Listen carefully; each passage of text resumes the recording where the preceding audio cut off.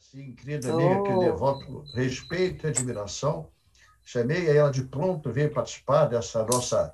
É um web curso, né? Como é que vocês chamam? Tem os nomes muito em inglês, aí que eu sou horrível, mas é um curso via internet, né? E aqui também está o Eduardo Moreira, um amigo que a vida me deu, um homem, Heloísa, que fez opção pelo social. Né? sim. Estava podre de rico, eu tanto dinheiro que eu não sabia mais o que fazer dinheiro, resolveu investir nos pobres. Quem me dera Resolveu, Que, fosse gra- assim. Ah, que resolveu maravilha. acampar, resolveu conhecer os índios, resolveu para os acampamentos. É um dos mais brilhantes economistas, que é o com visão social que esse país tem. Eu tenho a honra e o privilégio de conhecer de São Paulo, tive o privilégio de ter algumas aulas com ele, e eu tenho certeza que hoje essa web vai ser o fecho de ouro, viu? A última web que estou, são 8 que nós fizemos, hein, Léo? Foram 8 web, 8 conferências, 6 conferências, essa é a última, e já estamos com 73 participantes, né? Todo mundo, ao final desse curso, vai receber um certificado. Teve várias personalidades participando, começou com o Ciro. Olha, muita gente, não vou lembrar todo mundo, não, senão vou cometer injustiça. A pior coisa do mundo é você ser injusto. Então, eu queria apresentar aqui primeiro a nossa coordenação jovem, formalmente a todos, né? Principalmente Eduardo, se me permite chamar assim, e a Luísa Helena, aí, pela relação de carinho que eu tenho. O Lucas Alves é o nosso William Hermone dos pobres, né? É o professor que está aqui, de camisa listada, é um professor muito preparado, um homem que está nos ajudando muito nessa nova fase da Fundação Leonel Brizola, Alberto Pascalio, aqui do Rio de Janeiro. O Pedro Porto, que veio importado do Ceará, viu, Luísa?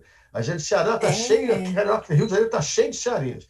E o é. Porto é um jovem que veio para cá, nos ajuda muito na organização, tem 1.001 presença em tudo quanto é coisa do PDT, esse garoto está impressionante, é super ativista. Está aqui a Luana, a querida Luana Mota, com esses cabelos maravilhosos. O cabelo dela é maior do que ela, né? Ela é maravilhosa, é lá de São Gonçalo, é guerreira, é mãe, é uma mulher negra que é assumidamente debatedora e confrontadora com esse establishment de discriminação, de racismo. É um dos grandes futuros que eu acredito no PDT, no segundo cidade aqui do estado, que é São Gonçalo. É uma amiga, uma guerreira, um beijo no teu coração. Ela teve essa semana no partido com a mãe e com uma filha. A filhinha dela é uma graça. A mãe eu pensei que era irmã, mãe nova. A Bruna Werneck, cadê a Bruna? Eu não estou vendo a Bruna. Bruna deve chegar. A Bruna dá aula também. Está ali, está ali, está ali. Bruna, está de máscara, tá no carro, Ela Bruna? está no ônibus ainda. No Tá no ônibus. ônibus, tá vendo? Oh, Trabalhador é assim, tá vendo? Tá no ônibus, tá isso. bom. Bruna, obrigado a tua presença. O Tiago, cadê o Tiago? Ainda não apareceu o Tiago, tá ligado, Tiago? Tá ali o nome dele, tá ligado, mas ainda não apareceu. O Matheus, eu já apresentei, o de óculos ali, que é um companheiro nosso também jovem, 20 anos já fez, ó, Tiago? 20 anos, está nos ajudando nessa nova formatação da Pasqualinha. A gente está criando uma coordenação só de jovens para dar uma renovada. De velho já basta eu, né? Está o Vitor, cadê o Vitor? O Vitor suburbano, não pode chamar mais de Vitor suburbano, que não fica nada da vida, só Vitor, cadê ele? Não vi o Vitor ainda. Daqui a pouco o Vitor é uma pessoa aqui da área do subúrbio, que é o caminho do trem aqui da Central, também coordenando, e o Léo, que é o meu filho, é a bênção que Deus me deu. Deus é a lei da compensação, viu, Luísa? Fez eu feio desse jeito, botou um filho bonito como aquele ali, né? É a chamada lei da compensação. Mas a gente está aqui, já apresentei, e a gente quer um pouco discutir com vocês, e quem tem que falar são os dois convidados, sobre essa questão da democracia, da unidade das oposições, como construí-la, o que vocês estão pensando sobre esse projeto de Brasil, o que nós vamos fazer no Brasil nesse momento muito grave, muito triste. Eu costumo dizer, perdoe-me quem pensa diferente, mas eu acho que é um momento pior do que na ditadura. Porque na ditadura a gente sabia que enfrentar, estava arma, estava o tanque, estava a cassação. Hoje é tudo muito mais sofisticado, hoje é um agressor. Eu digo que o Bolsonaro é o Hitler do Piniquim, sem a inteligência do Hitler, porque o Hitler é inteligente, é um desgraçado, mas inteligente. E esse é burro, esse é um jumento, esse agride a inteligência do povo brasileiro. E nós temos que encontrar caminhos, né? Então, para debater com a garotada, para vocês fazerem um pouco que vocês compreendem, com total liberdade, falem o que quiser, e depois a gente vai fazer um pouco as perguntas dele, o pessoal da coordenação da fundação também vai falar alguma coisa. Vocês têm de 10, 15, né? Não tem aqui um cronômetro, é livre o tempo que, com a sabedoria de vocês, vocês vão saber o que falar, e eu vou aqui me embevecer com a inteligência de vocês. Então, já agradecendo, muito obrigado, a honra, o privilégio de ver essa simpatia em forma de gente. Eu quero abrir, dá licença, Eduardo, uma mulher sempre em primeiro lugar, né? Com certeza. Com a nossa senadora, amiga, querida, que eu quero ver ainda ajudando muito o Brasil, que qualidades pessoais e coragem ela tem para isso. Querida amiga Heloísa Helena, sua palavra para o tempo que você achar útil.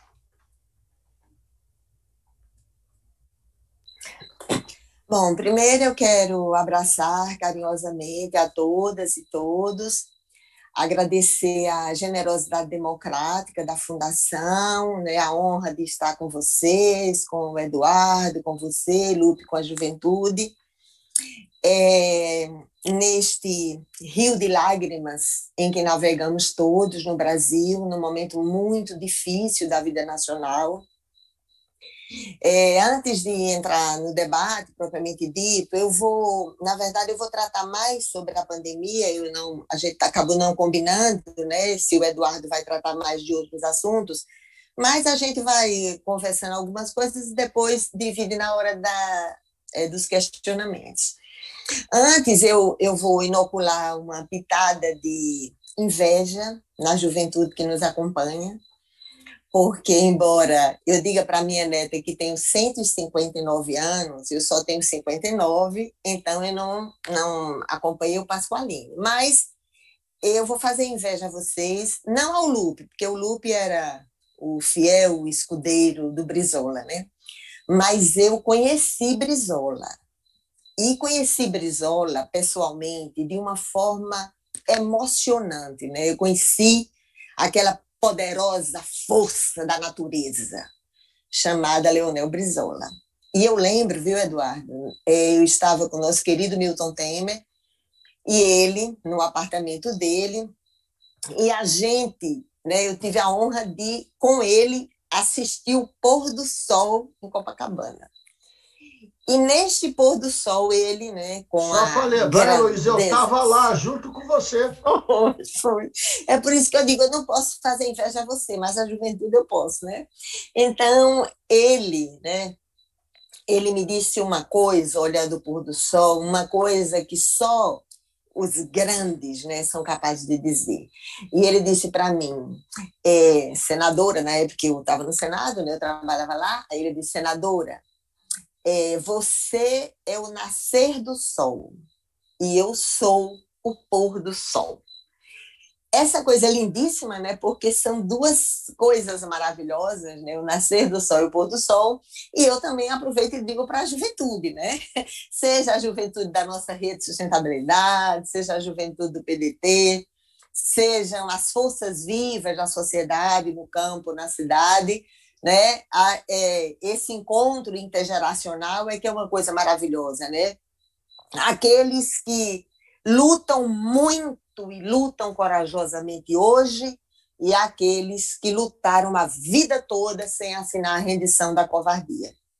Então, eu agradeço muito a vocês, sou profundamente emocionada de ter encontrado o Brizola, até porque ele, com a bela generosidade democrática. Na época, nós estávamos ainda num processo de discussão se construiríamos, né, o que acabou sendo construído com o PSOL. Ainda estávamos em discussão e ele generosamente nos ofertou a possibilidade de nos filiarmos democraticamente ao PDT para participarmos do processo eleitoral. Mas a gente, né, fez uma outra discussão e agradecemos profundamente a generosidade, mas fizemos a opção de uma outra construção, né? Então, Luciana, Babá, João Fontes, eu e vários outros naquele período. Pois bem, então, voltando ao tema, né? Ao longo da história da humanidade, né, eu sou da área de epidemiologia, né, que vocês sabem que eu sou enfermeira sanitarista, e eu digo que sou enfermeira por vocação, epidemiologista por opção e defensora e militante do SUS por convicção, né? Meu irmão é médico, eu sou de uma família pequena, né? Meu pai morreu, eu tinha 1 mês de idade. Minha mãe foi, sem dúvida, a mais generosa e guerreira mulher que eu já conheci. Todas as vezes que as pessoas dizem que eu sou muito braba, eu digo logo, você não conheceu minha mãe, nem as amigas que eu tenho, nem as mulheres da minha família. Então, eu tive essa experiência de vida, né, numa família muito, muito, muito simples, mas onde eu aprendi as mais belas lições de coragem e de solidariedade, né, e de honestidade. Foi justamente lá. Em toda a história da humanidade, as epidemias, estando ou não em contexto de pandemia, como é o caso agora, né, porque as 2 últimas pandemias, que embora não tenham tido um impacto, né, angustiante na vida de tão grande número de pessoas, mas já tinha acontecido entre 2002, 2004, 2011, 2014, mas ao longo da história da humanidade, todas as epidemias, elas possibilitaram um gigantesco feixe de luz na vida como ela é. Então, em todos esses momentos, você consegue identificar com a clareza das frias estatísticas oficiais que escondem histórias de vidas destruídas e que podem ser manipuladas, né, como se quer, mas na história da humanidade sempre foi esse feixe de luz na vida como ela é. Portanto, se mostra como a riqueza é construída e a riqueza é partilhada. Portanto, se mostra como a riqueza é construída através da profunda destruição, exploração predatória da natureza e de profunda exploração humana. Então, portanto, se mostra, através das frias estatísticas oficiais, você consegue ver, nesse momento, por exemplo, de pandemia, você consegue ver como as pessoas vivem, como as pessoas se inserem no chamado mercado de trabalho, a chamada inserção produtiva, como as pessoas vivem nas condições de habitação, de saneamento, do acesso à água potável, ao álcool gel, ao aparelho eletrônico, ao acesso à internet, que não é democrática. Enfim, é a vida como ela é. Portanto, você vai vendo, né, até porque a própria chegada do SARS-CoV-2, né, para ficar mais conhecido por todos nós, porque até então era só o SARS-CoV, que hoje é classificado como um. Então, na verdade, ele estava lá numa caverna, né? Pelo menos todas as sequências genéticas mostram isso até agora. Ele estava lá numa caverna, sem causar, vendo o mundo de cabeça para baixo, porque estava nos morcegos, depois nos pangolins, depois com essa mania, né, da humanidade de ousar querer ter a supremacia humana em relação aos outros seres da natureza. E sempre foi assim. Foi assim na febre bovina, que virou sarampo, foi assim em dengue, chikungunya, malária, leishmaniose, febre amarela e muitas outras mais, né? Essa forma predatória, gananciosa, que é típica do capitalismo, que sai explorando de forma predatória tudo, a base material da existência, seja a existência do ponto de vista ambiental, seja a existência humana. E isso significa exploração predatória, muita produção para muito consumo, para muito lucro. E esse lucro, apenas as migalhas dele, é que são compartilhadas pela população de uma forma em geral. Então, mostra a vida como ela é, mostra milhões de habitações onde as pessoas em outras doenças infecto-contagiosas nunca conseguiram sequer vivenciar o isolamento das suas próprias casas, porque eram cubículos humanos em que você não conseguia nem separar as pessoas. Em outras doenças infecto-contagiosas que nós da área de saúde pública acompanhamos. Então, imagina o que é o acesso à água potável, o acesso ao álcool gel, todas essas coisas. Basta vocês imaginarem a vida de uma mulher catadora de lixo, de uma dona de casa, no seu trabalho exaustivo, repetitivo, não remunerado, não reconhecido socialmente, e hoje muito mais exaustão, porque está todo mundo, né, mais vinculado à casa. O trabalho feminino aumentou muito mais, além de todas as formas de violência. Então, é este mundo, é este Brasil, né, é o solo preparado desta forma que possibilitou, sabe-se lá como, que germinasse no coração do povo brasileiro uma pústula política como Bolsonaro. E é por isso que é de fundamental importância que a gente olhe a vida como ela é, porque o mesmo povo que entregou para 16 anos a uma determinada força política a condução dos destinos do Brasil e, de repente, possibilita que germine no coração deste mesmo povo uma pústula política como Bolsonaro, que se comporta, como eu sempre o classifico, como um soldado covarde e sem honra que deixa feridos para trás.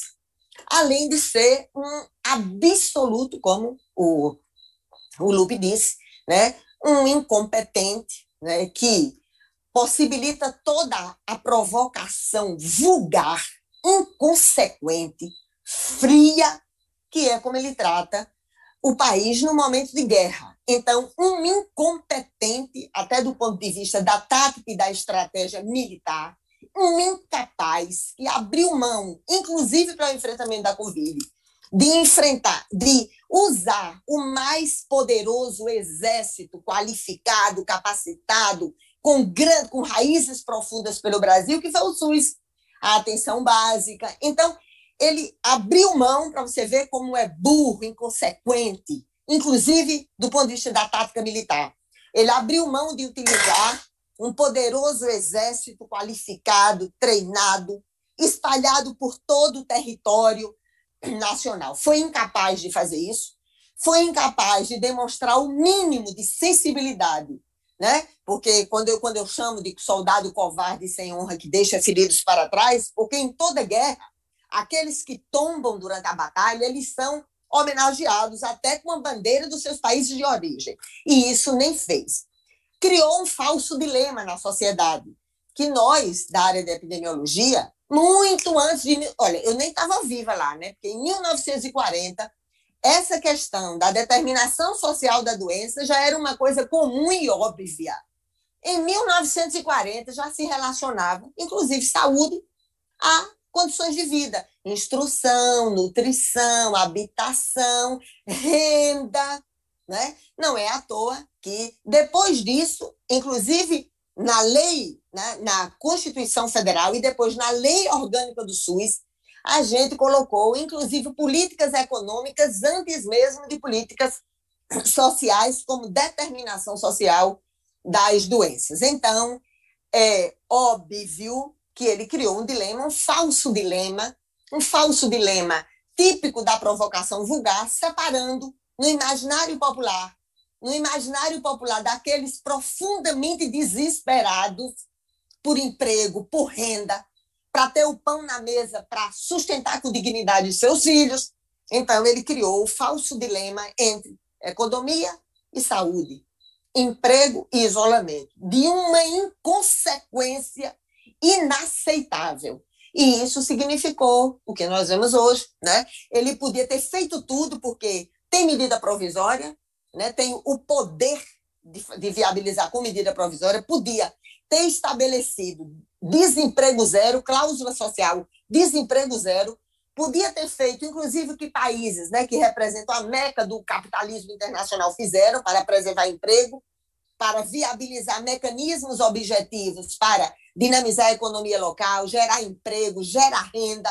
Podia ter feito isso, podia ter possibilitado que estados e municípios reduzissem a carga tributária e ele, como governo federal, poderia fazer essa compensação.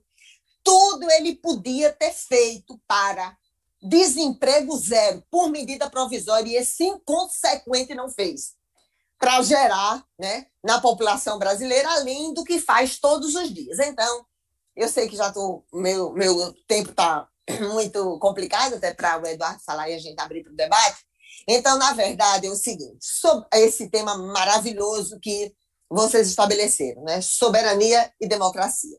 Soberania que ainda não temos, porque a nossa inserção na globalização ela é feita de forma subserviente, ora aos interesses do capital financeiro, ora aos interesses das grandes corporações e das grandes nações. Então, o Bolsonaro, que se elegeu falando em pátria, um traidor da pátria, um vendilhão da pátria, não só ele, porque outros governos também tiveram um comportamento entreguistas em relação àquilo que é estratégico para um país ousar dizer que é soberano. Imagina uma pátria que ainda nunca foi, uma pátria mãe soberana, justa, igualitária e fraterna, independente do nome que a ela ideologicamente possamos atribuir. E a democracia sem justiça social, democracia ainda não é. Sem nem falar, né, das engrenagens e dos arranjos que existem em relação à democracia representativa. Então, para responder rapidamente a pergunta do Lupe, eu espero que todos nós possamos estar juntos para enfrentar ele e o vice dele, os soldados covardes e sem honra que deixam os feridos para trás. Mas para estarmos juntos, precisamos, óbvio, de identificar quais os pontos programáticos que nos unem, porque também a gente não pode dizer, porque aí é muito cômodo e bom, né? Esquece tudo e lá vamos nós para viabilizar todos juntos contra o Bolsonaro. Todos juntos em torno de que projeto para derrotar o Bolsonaro e para derrotar o projeto inconsequente que ele representa. Então, nós da Rede Sustentabilidade estamos, eu sei que vocês estão também, têm acompanhado as entrevistas e os pontos de programa que o Ciro tem apresentado. Nós da Rede Sustentabilidade temos a maior liderança da sustentabilidade no Brasil, que é a nossa querida Marina Silva, e estamos atualizando a nossa plataforma de propostas para o Brasil, que apresentamos na última campanha presidencial com ela. Estamos atualizando do ponto de vista programático, especialmente por esses 2 anos de rio de lágrimas em que navegamos todos, e com a atualização dessa plataforma de propostas para o Brasil, discutiremos se teremos candidatura própria ou se estaremos articulados com alguma candidatura que melhor represente esse projeto. Então, me desculpe, eu acho que eu passei do tempo, mas estou totalmente à disposição, Eduardo e Lupe. Obrigado, querida. Passou tempo não. O tempo é que passa com você fácil, a gente nem nota. Obrigado. Eu queria... E olha, Lupe, dá um beijão aí para um monte de gente nordestina, porque você sabe que o meu porta-voz masculino, né, que na rede tem isso, porta-voz feminino e porta-voz masculino, é um cearense também. Então, é a primeira vez que a nação Nordeste está comandando. Então, eu recebi um monte de recadinho no Instagram da Ana, de muitas jovens e jovens de Alagoas e do Brasil que estão irmanados com o PDT nessa tarefa. Que bom, obrigado, querida. Estou pedindo a todo mundo que está aí, são mais de 100 já, 100 e poucos companheiros que estão nessa nossa web, para mandar as perguntas que quiserem fazer por escrito. Que nessa última etapa aí, nós vamos fazer uma abertura para, a cada momento, 3, 4 perguntas do que quiserem para a nossa Eleusa Helena, para o nosso Eduardo Moreira, que é para ficar uma coisa bem mais leve, né? Vocês botem por escrito, a gente lê, porque se não dá para abrir palavra para todo mundo, senão vira muito tumulto, fica difícil de controlar. Quem quiser fazer pergunta, bota no chat, escreve a pergunta, que depois a gente vai selecionar e começar a fazer. Sem mais delongas, com a autorização do Lucas Álvares, nosso William Boni, sem mais delongas, vamos passar ao meu querido Eduardo Moreira, já te agradecendo, amigo, a gentileza. A tua luz está chegando aqui no Rio de Janeiro, está saindo de São Paulo, já está me iluminando aqui. Obrigado, irmão. Seja bem-vindo.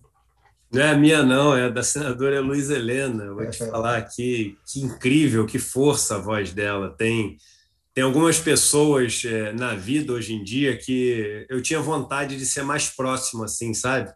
A ex-ministra Marina Silva foi uma que eu acabei tendo algum tipo de contato, a gente de vez em quando conversa e eu tenho um carinho enorme por ela. E a senadora Heloísa Helena é uma pessoa que eu realmente gostaria de ter mais contato, de estar mais próximo, porque eu tenho uma admiração enorme por ela.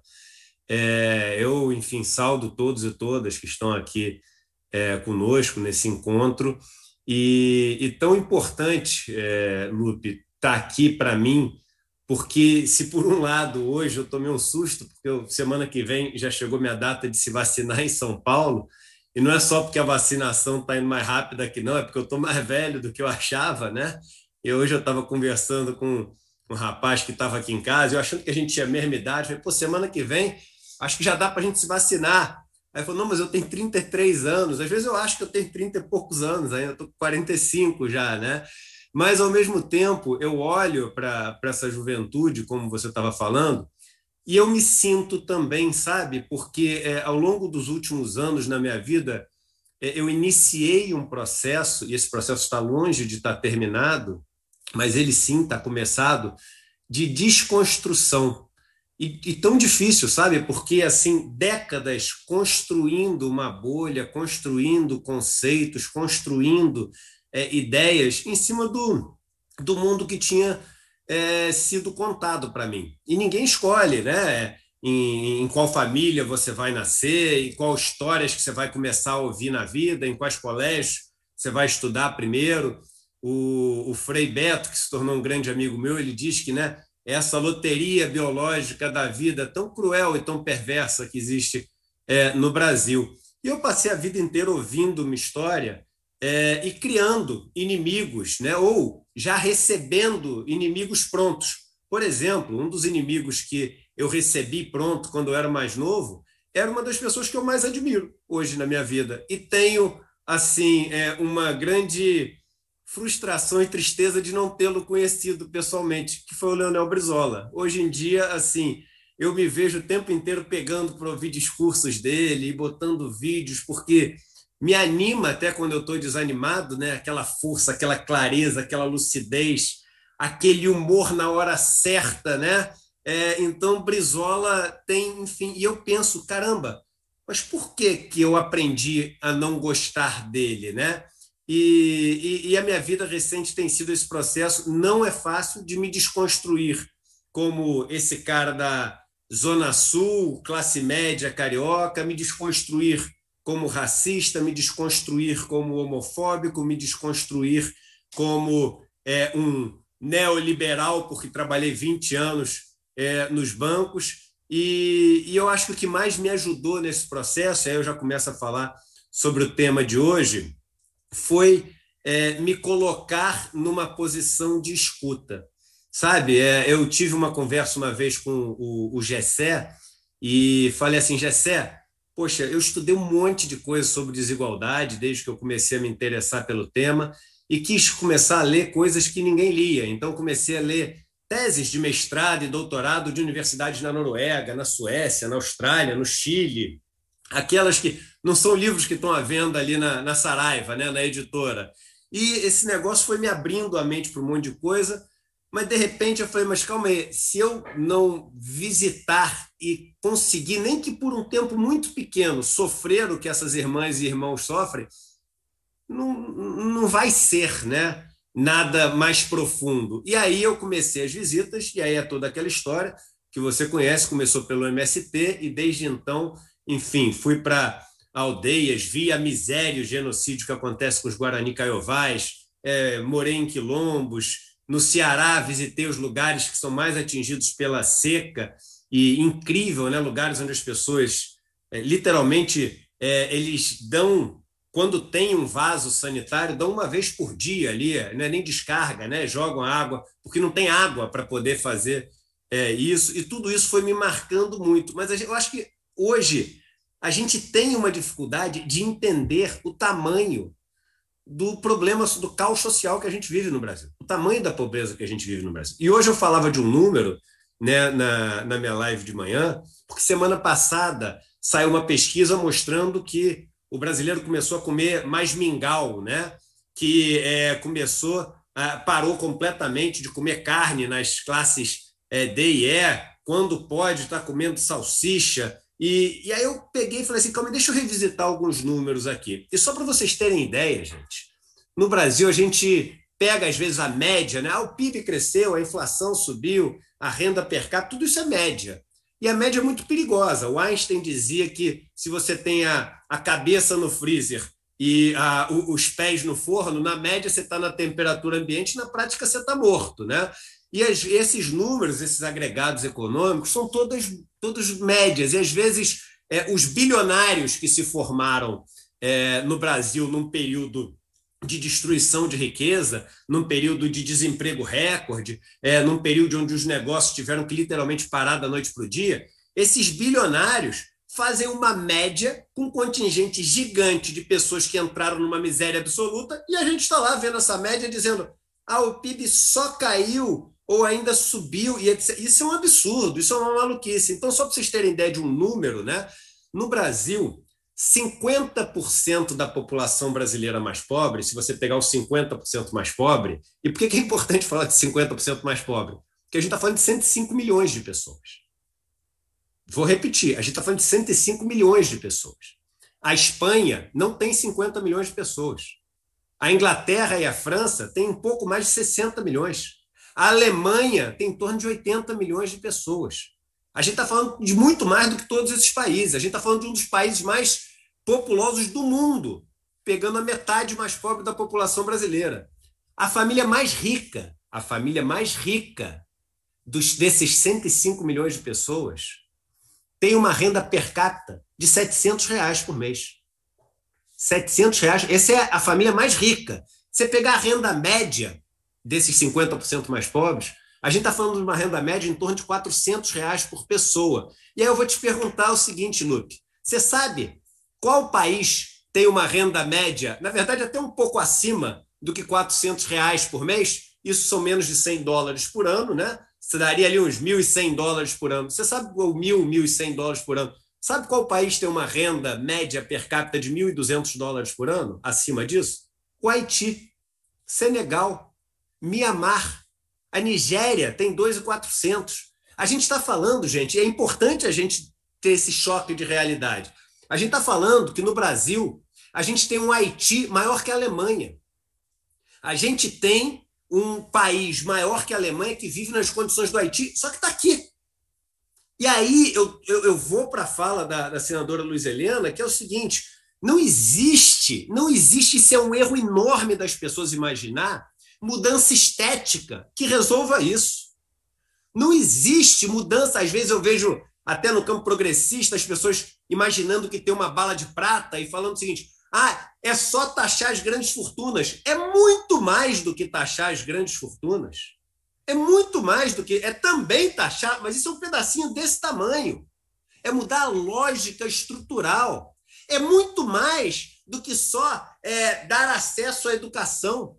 Porque se você der acesso à educação sem distribuir riqueza, sem distribuir terra, sem distribuir máquina, sem distribuir acesso ao capital, você só forma escravos mais bem treinados. Nos Estados Unidos, desde a década de 80 para cá, investiram demais em educação, e é claro que a educação é um dos pilares da história, mas só para dar um exemplo do que é educação sem o acesso ao capital. Desde a década de 80 para cá, investiram nos Estados Unidos muito em educação. A produtividade explodiu. Produtividade quer dizer o quanto alguém consegue produzir de riqueza numa mesma unidade de tempo. Isso explodiu nos Estados Unidos. Só que sabe quanto que aumentou a renda do trabalhador e da trabalhadora de chão de fábrica dos Estados Unidos da década de 80 para hoje? 0. É a mesma. Aí você fala, Eduardo, mas para onde é que foi essa riqueza toda? Olha o gráfico dos lucros das empresas que compõem o S&P, a Fortune 500, os maiores índices das maiores empresas americanas. Explodiu o lucro. Por quê? Porque como você não deu acesso ao capital, você manteve uma relação de dependência dessas pessoas para trabalharem para aquelas que dominam o capital. Outros números para vocês terem na cabeça que é importante, menos de 1% das pessoas no Brasil tem mais de 50% das terras e não pagam imposto. Não pagam imposto. Porque no Brasil, esses latifundiários, eles vivem para exportar. Somos o terceiro país do mundo em produção de alimento, o primeiro em várias coisas, o primeiro em suco de laranja, o primeiro em café, nós somos o primeiro em açúcar, somos o primeiro em soja, mas no geral somos o terceiro. Temos mais de 100 milhões de pessoas com insegurança alimentar. Só que é o seguinte, quando esses grandes latifúndios produzem para fora, além de não alimentar as pessoas aqui dentro, não pagam imposto, porque essa exportação é isenta de imposto. E mais que é importante dizer, os insumos que elas usam cada vez são menos do Brasil, porque a gente fecha a fábrica de fertilizantes, a gente fecha a fábrica de trator, a gente fecha a fábrica de tudo isso, então o dinheiro que entra sai para comprar coisa lá de fora. Mas pior do que isso, essas pessoas empregam cada vez menos gente, porque automatizam suas lavouras. A maior parte dessas terras tem titulação ilegal. Mais de 50% das terras, segundo o Belino Oliveira, um dos maiores geógrafos do Brasil, tem origem dos títulos ilegais, são os grileiros, de terras gigantescas. E essas pessoas têm mais e não pagam imposto também sobre a terra. Lupe, eu tenho um sítio aqui perto de São Paulo, tem 120 mil metros quadrados. É enorme, 120 mil metros quadrados. E uma vez, com um cara do mercado financeiro que sentou do meu lado, morrendo de vergonha que sentou do meu lado no avião, porque eu virei um ativo tóxico para as pessoas do mercado, eles têm meio vergonha de que já me conheceram um dia na vida, porque eu tenho a fama de ser o traidor do mercado financeiro. Ele não tinha com quem conversar do meu lado do avião, sem graça, porque ele me conhecia, começou a puxar um papo e falou: Eduardo, o problema é que você está muito radical. Deixa eu te fazer uma pergunta. Eu tenho um sítio de 120 mil metros quadrados. Quanto você acha que eu pago de ITR, Imposto Territorial Rural, por ano? Ele falou: não, eu sei que é muito pouco. E eu até concordo, eu só acho que você é radical. Eu falei: me dá um número, cara. Quanto você acha que eu pago? Ele falou: sei lá, uns 3 mil por ano. Eu falei: R$250. Você errou por mais de 10 vezes. Quando a gente erra uma coisa por mais de 10 vezes, significa que a gente não entende nada daquilo. Você não pode me chamar de radical de um assunto que você não tem a menor ideia. No Brasil inteiro se paga 2 bilhões, 2 por ano, todas as terras. Como é que pode isso? Então, a gente falou, menos de 1% detém 50% das terras. Nos investimentos, 35% dos investimentos nos fundos de investimento do Brasil estão na mão de 0,16% dos investidores. Não é nem 1%. Não é nem 1%, é um oitavo. Um pouquinho mais de um oitavo, que seria 0,125%. Então, gente, não existe, primeiro, uma mudança estética para isso. E aí eu tenho que concordar com uma frase, e aqui não tem nenhum ataque a partido A ou B. Vocês sabem que eu faço questão de poder ser essa ponte, esse diálogo com todas as críticas que eu eventualmente venha a ter a vários posicionamentos de lideranças de todos os partidos. Então não é nenhuma crítica a nenhum partido, mas aqui eu tenho que concordar com o que eu vi hoje do Ciro falando o seguinte: a gente não pode achar que é só comer a picanha e beber a cerveja, porque é estrutural que tem que ser a mudança. Quando eu vejo as pessoas falando: a solução é ter uma renda mínima. Por que renda mínima? Para calar o protesto? É só isso? Ou renda mínima é o emergencial para dar dignidade hoje, enquanto a gente espera ter uma sociedade mais justa? Por que o cara mais pobre, que eu vejo esse discurso nas pessoas mais ricas, o cara fala assim: poxa, eu acho um absurdo, eu acho que ele tem que ter um carrinho, ele tem que ter a casinha dele também, ele tem que poder fazer ali uma faculdadezinha. Por que é tudo no diminutivo? Por que para ele o que tem que ser oferecido como máximo, essas pessoas não aceitariam como mínimo para os filhos deles? Então, eu fecho essa minha primeira participação dizendo o seguinte: se a mudança não for estrutural, ela não tem impacto na democracia que a gente vive. Porque democracia é divisão de poder. E não existe pensar em rebalancear poder simplesmente dando um potencial maior de consumo para as famílias mais pobres. Porque você aí não rebalanceia poder. E aí você continua com os imãs de capital que você tem nas figuras mais ricas desse país que concentram tudo. O dinheiro, ele não vai ser dos mais pobres, ele vai passar pelos mais pobres, mas rapidamente, no primeiro momento, na primeira crise, na primeira oportunidade, voltam todos para os mais ricos. Então, a gente tem que falar de mudança estrutural para falar em rebalanceamento de poder e poder falar novamente na possibilidade de evoluir como uma democracia. No Brasil, infelizmente, cada CPF não vale um voto. Cada real vale um voto. Porque quem decide hoje em dia quem vai passar a reforma da Previdência, que é um absurdo, é a turma da Ambev, do Itaú, do Santo, é a turma que tem da Globo, porque é essa notícia, é essa narrativa, é isso que é passado, e não tem contraposição, não tem uma outra opinião. Veja o saneamento da água e do esgoto. Poxa, parece propaganda. Não ouvi uma pessoa contrária falar. Quando eu participei do debate da reforma da Previdência, eu te faço uma pergunta: quantas mulheres negras tinham espaço para falar? Quantas mulheres tinham? Nenhuma. Além de ser só quem era a favor, era só quem era a favor, e normalmente homem branco. E quem mais foi afetado pela reforma da Previdência foram os negros. Por quê? Por que foram os negros? Porque se você olha a expectativa de vida da população negra e branca no Brasil é diferente. Em São Paulo, de um bairro para outro que fica 10 quilômetros de diferença, você tem 30 anos de expectativa de vida de diferença. Isso tem um impacto direto naquelas pessoas que vão poder se aposentar ou não. À medida que passou da reforma da Previdência, que você tem que ter 20 anos completos, formais, para poder se aposentar. Quem no Brasil hoje em dia é jovem, negro, consegue ter 20 anos formais de emprego? Não tem. Não vai se aposentar. E quantos puderam falar contra a reforma da Previdência? Nenhum. Então, sem mudança estrutural, sem redistribuição de riqueza e não só de renda, sem, aliado ao conhecimento, entregar também os meios, a gente não vai ver uma mudança democrática, a gente vai ver uma mudança estética no Brasil. E mudanças que vão ser sempre pequenos saltos e, novamente, vão fazer a gente voltar para a situação de concentração de renda, de concentração de poder e de ausência de ambiente democrático nesse país. Obrigado, amigo Eduardo. Brilhante, como sempre. Brilhante, como sempre. Nós vivemos, irmão, uma crise, a crise do mundo de hoje, querida Heloísa e Eduardo Moreira, é a crise do capitalismo. Esse câncer desenfreado que está batendo e matando a sociedade moderna. Ele não está tendo saída para nada, ao contrário. Essa pandemia agora dá uma demonstração que não adiantou os Estados Unidos ser o mais poderoso armamento bélico do mundo, o maior acúmulo de capital do mundo, e está morrendo mais gente que toda parte do mundo. O dinheiro não está resolvendo. Então, estou dando esse exemplo bem prático, que é para a garotada entender que o que está em crise é o sistema capitalismo selvagem, destruidor, falta humanismo, falta solidariedade, falta visão humana. E agora, para eu não ocupar o tempo de vocês, vamos combinar uma coisa? Muita gente está mandando pelo chat, manda a perguntinha que eu vou aos pouquinhos lendo aqui. Se vocês toparem para ser objetivo, a gente faz uma pergunta para a Heloísa, 2 minutinhos de resposta, depois eu passo para o Eduardo, 2 minutinhos de resposta, para a gente poder atender o máximo de gente possível. Primeiro, bem objetivo, porque eles têm que aproveitar, né?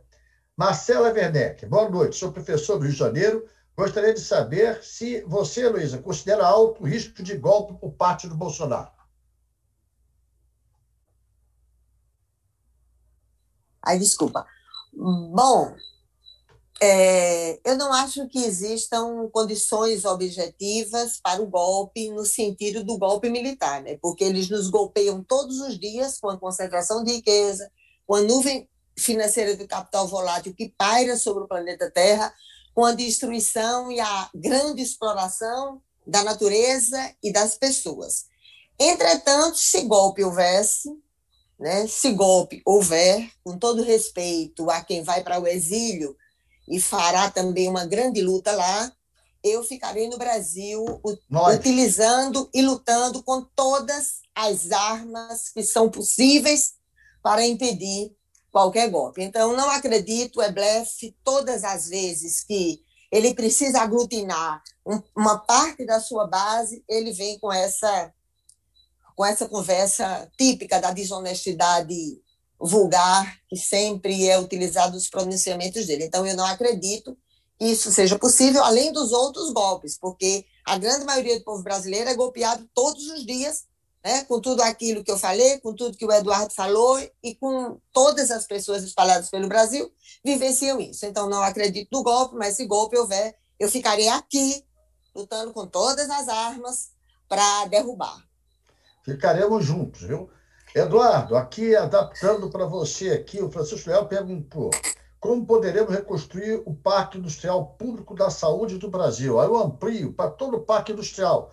É claro que o Parque Industrial Público da Saúde é fundamental, caso principalmente que a gente está vendo a pandemia. E hoje o Sistema Único de Saúde brasileiro, o SUS, é modelo para o mundo. Nós, se quiséssemos, tivéssemos vacina, Luiz, nós tínhamos mais de 38 mil unidades no Brasil capazes de vacinar. Nós podíamos vacinar toda a população brasileira em 60 dias. Era só ter vacina. Mas como é que recupera isso, meu amigo Eduardo? Qual é a tua visão para recuperar o Parque Industrial da Saúde e o Parque Industrial em geral? Em 2 minutos, né? Aí eu tenho... Não, ele adapta. Eu não sou o William Bonner, pô, não sou tão radical assim. É apenas para a gente conseguir. Não, mas eu vou tentar Eu vou tentar falar conceitualmente, foi só uma brincadeira. Mas é o seguinte, eu acho que, em primeiro lugar, você tem que ter presença do Estado na solução. Não existe, porque no momento como que a gente está vivendo, a incerteza é gigante. E quando a incerteza é gigante, o capital privado ele não investe, ele trava tudo. Porque investir significa abrir mão do dinheiro que você tem hoje para ganhar mais lá na frente. Como é que o cara vai abrir mão do que ele tem hoje, sem saber se ele vai lá na frente viver no mesmo mundo que ele vive hoje? E quem que destrava isso? O Estado. Agora é só destravar e gastar? Não. É saber onde você vai fazer esse dinheiro ser despejado. E você despeja esse dinheiro num momento como esse, primeiro, onde você usa aquilo para redistribuir renda também. Então, por exemplo, quando você paga juros da dívida, aquele é um dinheiro que não gerou atividade nenhuma. Parou na mão de um cara que poupou de novo e não ficou nada em troca para o país. Quando você pega esse dinheiro, por exemplo, e constrói um hospital, não só você está deixando um legado, ou seja, você está deixando ali um serviço para as pessoas, você está gerando emprego. E essa pessoa que recebeu emprego, aí vem um erro das pessoas, que é o seguinte, porque o Estado gasta. O dinheiro não some, gente, só some no Jornal Nacional, que tem aquele tubo de esgoto que parece que sumiu. Esse dinheiro chegou na mão de uma enfermeira, chegou na mão de uma médica, e ela vai pegar e vai comprar arroz, vai comprar feijão, vai dar entrada num carro, vai dar entrada na casa. O cara que vendeu o arroz vai pedir para o armarinho lá, para o depósito mais arroz, o arroz vai ter que contratar um caminhão, o caminhão vai botar vai pagar gasolina. As prestações, né, Eduardo? Vai pagar Exatamente. As prestações.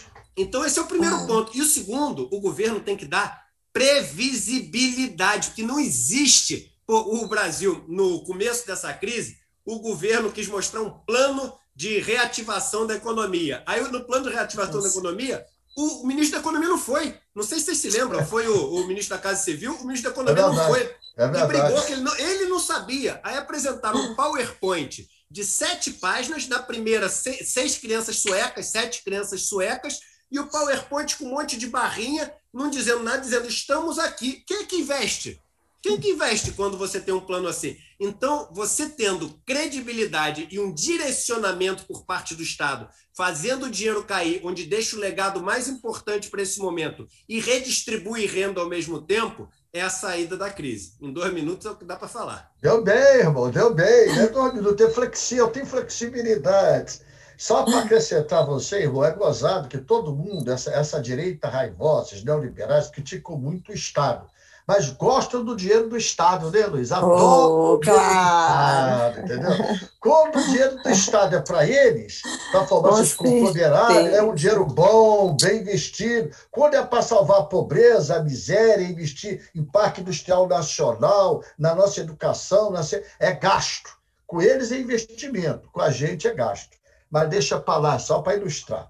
Ana de Salvador, que foi citada por você na fala, Luísa, gostaria de perguntar como ela acha, você, Luísa, que podemos casar a agricultura familiar e desenvolvimento rural, em tempos que não visualizamos uma reforma agrária em prol de ajudar os pequenos agricultores?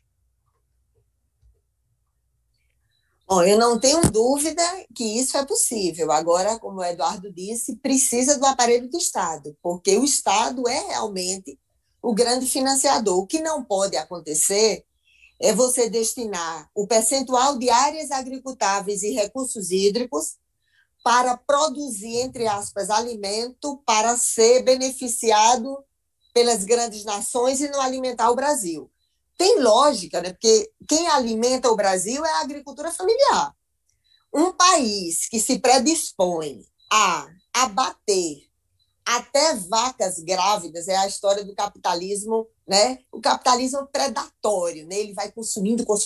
Então, é uma coisa tão predatória que é um capitalismo que se permite matar vacas prenhas, jogar o feto fora ou cortar o feto da vaca prenha para virar vitela, né? Então, ou jogar tudo lá amontoado.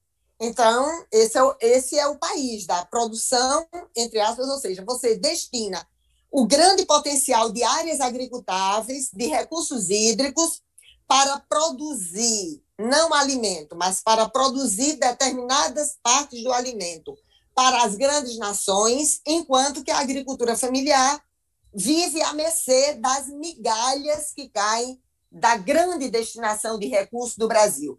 Não é à toa, basta ver o que todos os governos fizeram, alguns com maior voracidade, com maior covardia e outros menos, mas todos os governos fizeram isso. Então, é o investimento no capitalismo que usa as áreas agricultáveis e recursos hídricos para produzir alimentos para exportação e para promover mais riqueza, mais exploração e mais desemprego para alguns poucos. Então, eu não tenho dúvida que um país como o nosso, que tem inclusive uma grande tradição, tanto na agricultura familiar, como na produção de alimentos, na dinamização da economia, da geração de emprego e renda, também em relação às áreas que vivenciaram a reforma agrária. Até porque reforma agrária não é só distribuição de terra para promover favelização rural. Reforma agrária significa distribuição de terra, de renda e, portanto, desenvolvimento tecnológico, maquinário, recursos, poder, infraestrutura para escoamento do produto. Então, a agricultura familiar pode ser uma gigantesca potência econômica. Agora, para isso, precisa de governo. Um governo que não destina apenas as migalhas para esse setor, mas um governo que realmente disponibilize recursos, e é possível de fazê-lo. É importante para o meio ambiente, é importante para a inserção produtiva de milhões de famílias do Brasil e é importante para a produção de alimento para os pobres que não têm alimento para comer, nem alimento de qualidade no Brasil. Obrigado, querida. André perguntando para o Eduardo, como fazer para fechar as contas na relação de tecnologias novas, 5G, inteligência artificial, robótica, emprego, desenvolvimento econômico sustentável?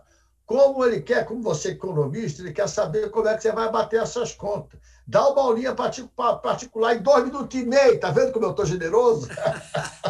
Essa pergunta é maravilhosa, porque a pergunta já cai numa armadilha neoliberal, que é essa história de como é que fecha a conta. A conta sempre fecha. Claro. Porque o Estado ele não é uma família que está poupando. O Estado, assim, o que ele ganha, o que entra é o que sai. Não tem assim como não fechar a conta. A pergunta é o seguinte: quem paga a conta? Só que essa pergunta as pessoas nunca fazem da maneira correta. A pergunta correta é o seguinte: quem vai pagar a conta? Porque se você chegar aí no limite, eu estou levando para um limite e para o outro, e falar o seguinte: olha só, no Brasil, a gente agora vai pegar e pagar a Bolsa Família para todo cidadão brasileiro de R$5.000. Aí você vai falar, pô, a conta não fecha. Você vai pagar você vai pagar R$5.000 para todo mundo, no final você vai ter que imprimir um monte de dinheiro, você vai ter inflação, você não vai pagar a dívida. Então, na verdade, é o seguinte: a inflação pagou a conta, quem não recebeu a dívida pagou a conta. Então, assim, indo para um limite ou para o outro, você vê o que acontece e vê no colo de quem que cai. Hoje em dia, no Brasil, a conta cai toda no colo da população mais pobre. Porque os mais ricos no Brasil têm uma alíquota média de imposto que é inferior a 5%. O Brasil é um paraíso fiscal para os muito ricos. E o assalariado, né, irmão? O assalariado tem da sua folha 25% antes de receber. E aí, o que acontece com o que ele recebe? Ele gasta tudo ou ele poupa? Ele gasta tudo. E o Brasil é um dos países com o maior imposto sobre consumo do mundo. Então, nesse que ele gasta, ele está pagando mais um monte de imposto, e ele que banca essa farra toda. Mas aí você falou de outra coisa que eu queria falar. Vou tentar falar coisas rápidas, mas importantes, até para vocês terem no discurso e para pesquisar. A gente confunde esses números que o governo fala quando a gente fala de previdência, quando a gente fala de dívida. Nunca é o quanto a gente gasta com a dívida, quanto que a gente gasta com a previdência. É sempre uma relação dívida-PIB, relação custo-previdência-PIB, custo-funcionalismo-PIB. Só que eles nunca falam do denominador. Eles pegam, e ainda tem um truque que eles usam, que eles falam, olha, explodiu nos anos, a partir de 2015, 2016, explodiu a dívida pública, explodiu a previdência, explodiu o funcionalismo. Não é porque o PIB caiu. Como o denominador caiu quase 8%, parece que explodiu. Mas se eu pegar o número de camisas que eu usava por semana em 2015, 2016, explodiu também. Se eu pegar o número de arroz, quantos quilos de arroz eu comi em 2015, 2016, explodiu. Por quê? Porque você dividiu por um número menor. Então, essa solução passa por você aumentar o PIB. E aí é você jogar o mesmo R$ 1 onde você tem mais resultado da economia. E aí você equilibra o seu crescimento. Dívida pública não é uma coisa que é feita para você pagar. Quitei a dívida pública. Nenhum país do mundo quita a sua dívida pública. Você gerencia a sua dívida pública e mantém um nível de alavancagem. Primeiro, que é saudável em relação a quanto você gera de riqueza e que o custo não é maior do que o quanto você consegue gerar de riqueza. Porque se você gera de crescimento 3% e sua dívida cresce 5%, você vai cada vez ficar mais dependente do exterior. Se você consegue crescer 3% e sua dívida custa 1%, você pode pegar endividamento que você está usando dinheiro, enfim, de investidores, de fora, etc., para crescer. O Brasil, ele sempre está nessa parte da equação onde tudo é errado. A gente pega dinheiro e cresce menos do que a gente paga de juros. Cada vez é mais dependente. Quando é cada vez mais dependente, cada vez é menos soberano. Porque soberania é uma palavra que vem do latim, que quer dizer o poder supremo, ou seja, se tem, você é o que está acima. O Brasil não está acima de todo, tem um monte de gente acima do Brasil, por exemplo, todo esse sistema financeiro acima do Brasil, né? E aí a outra coisa é o seguinte, além de crescer o PIB, você, para não crescer o PIB destruindo tudo, vamos crescer o PIB brasileiro arrancando tudo que a gente tem de floresta, de mato, vamos vender a Amazônia, pronto. Não é assim que você faz, você investe em tecnologia, em ciência, em conhecimento para aumentar a sua produtividade, porque quando você aumenta a produtividade, você consegue crescer sem destruir tudo aquilo que o cara que não tem produtividade. Na Holanda, por exemplo, a Holanda é um dos maiores produtores de alimentos da Europa. É um país desse tamaninho. Por quê? Você tem fazendas verticais, você tem sistemas eficientes, e o Brasil sabe fazer isso. Aí, você olha a história da Embrapa, você olha o MST, você olha os sistemas de agrofloresta, os SAFs que você tem no Brasil, você tem capacidade para fazer isso. Só que hoje em dia, do jeito que a banda toca, é muito mais barato você grilar uma terra, destruir aquela terra com agrotóxico. Quando aquele negócio virar um deserto, você faz assim, você vai para a terra do lado. É mais barato. Entendeu? Então, você precisa ter um direcionamento nesse sentido, aumentar o PIB, equilibrar esses números, porque você equilibra a razão entre numerador e denominador, e aumentar a produtividade investindo em ciência e tecnologia, principalmente através de bolsas de pesquisa das universidades. Tudo isso estão cortando, através dessas coisas todas, né? Eu costumo dizer, Eduardo, você economista ou não, o que é feito para dar lucro é empresa privada. O grande lucro do Estado é o ser humano, é a vida da sua gente, é felicidade. Perfeito. Eu simplifico assim. Porque imaginar que o Estado tem que dar lucro, o Estado não tem que dar lucro. O lucro do Estado é o bem-estar da sua sociedade. E o investimento em mais, e o investimento no setor público também significa produção de riqueza. O problema é quem vai usufruir dessa riqueza. E distribuição de renda, né, querido? Com certeza. Para você, querida Heloísa, Marilda Silva, não é a Marina Silva, é a Marilda Silva. Queria entender em que momento os países nórdicos conseguiram reduzir o abismo entre os pobres e os ricos e atingir o bem-estar social, desconsiderando a fonte das riquezas dos países. Falo do momento político lá do final do século XIX. Como foi isso e podemos reproduzir aqui a diminuição, esse período deles? Você acha adaptável à nossa realidade? Não, veja, assim, primeiro, eu vou dizer assim, como epidemiologista, né, é sempre muito difícil quando você compara tramas comuns e singularidades, né? O Eduardo deu, inclusive, vários exemplos, né, de determinados países que são países capitalistas e países onde o abismo em relação às rendas eles são completamente diferentes. Eu sei que a gente vive num país de dimensões continentais, com uma gigantesca complexidade, tanto do ponto de vista... A gente tem uma gigantesca complexidade em relação ao setor produtivo, à fragilidade das periferias, à fragilidade de infraestrutura. Então, não é de uma hora para outra que isso vai ser feito, mas se nós não damos os primeiros passos para viabilizar isso, é impossível que lá chegamos. Então, eu acredito, não é por uma questão de fé pessoal, mas eu acredito que é possível, sim, viabilizar mecanismos de dinamização econômica, geração de emprego e renda, estruturação da infraestrutura do país, das políticas públicas com eficácia e resolutividade, para cada vez mais atender a mais pessoas. Eu não acredito que você vai dizer que com um toque de mágica ou de Midas você vai simplesmente mudar tudo, mas que é possível, né, vamos supor, durante 4 anos de um governo, você dá os passos necessários para viabilizar isso, eu acho que com metas claras, sem manipulação de consciência, sem a demagogia eleitoreira, mas é possível fazer, eu entendo que desde se você estabelece como meta, por exemplo, do ponto de vista dos investimentos públicos, nós temos poderosas estruturas públicas, né? BNDES, Banco do Brasil, Caixa Econômica Federal, só para usar esses 3. Nós temos uma estrutura poderosíssima de produção de ciência e tecnologia. Do ponto de vista da agricultura, o Eduardo citou a Embrapa. Nós temos vários setores, seja os institutos federais, as universidades, né? Quadros extremamente qualificados para a produção da ciência e da tecnologia. Nós temos a necessidade de muitos investimentos, e todos os investimentos em infraestrutura significa dinamização da economia, geração de emprego e renda, inserção produtiva, inclusive de um setor da mão de obra que precisa muito desse tipo de investimento. Em relação à educação, à saúde, à habitação, ao saneamento, eu entendo que é possível fazê-lo. E você pode ter metas claras, pode dizer, no primeiro ano nós temos uma meta de 20% para setor A, B, C e D, depois no segundo ano, no terceiro ano, no quarto ano. Agora, não pode nunca começar sempre com a desculpa, com a desonestidade intelectual, né, de dizer que isso é impossível de fazer, porque o Brasil não pode fazer isso economicamente, o Brasil não pode fazer isso. Aí tem que ter, como o Eduardo lembrou, a reforma da Previdência. Foram várias reformas da Previdência, várias reformas trabalhistas, e em todos os governos sempre foi a velha desonestidade intelectual, a farsa política vulgar.